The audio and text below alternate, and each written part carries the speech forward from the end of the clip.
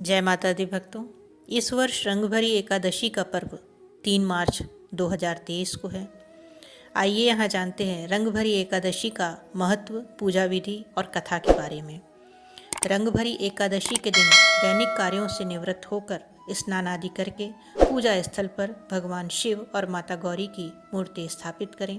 अब भगवान शिव और गौरी माता का पुष्प, गंध, अक्षत, धूप, अबीर, गुलाल, चंदन और बेलपत्र आदि से पूजन करें। पूजा के समय माता गौरी का श्रृंगार सामग्री अवश्य अर्पित करें। तत्पश्चात रंग और गुलाल भी चढ़ाएं।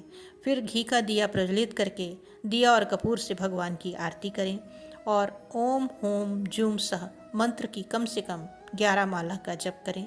यह श्रद्धा अनुसार जितने भी आप कर सकें उतना मंत्र जाप अवश्य करें। पौराणिक कथा के अनुसार प्राचीन काल में चित्रसेन नाम का एक राजा था। उसके राज्य में एकादशी व्रत का बहुत महत्व था।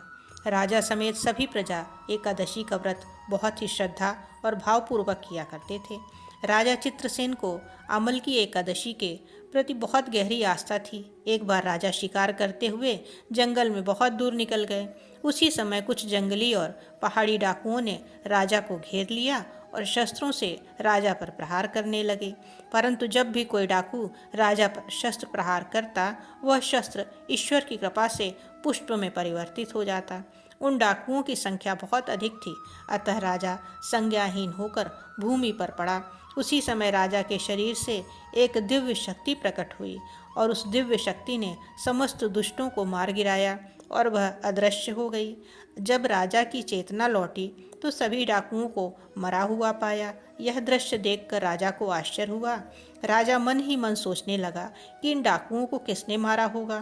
तभी आकाशवाणी हुई कि हे राजन, यह सब दुष्ट तुम्हारे आमल की एकादशी का व्रत करने के प्रभाव से मारे गए हैं। तुम्हारी देह से उत्पन्न आमल की एकादशी की वैष्णवी शक्ति ने इनका संहार किया है।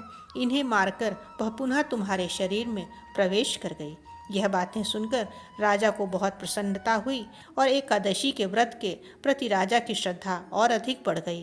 राजा अपने देश वापस लौटा और राज्य में सबको एकादशी का महत्व बतलाया और इस एकादशी की कृपा से राजा पुनः सुखपूर्वक राज्य करने लगा। इसी के साथ हम आपसे आज विदा लेते हैं और आगे भी इस तरह की पौराणिक एवं धार्मिक कथाओं को सुनने के लिए चैनल को लाइक एवं सब्सक्राइब अवश्य करें।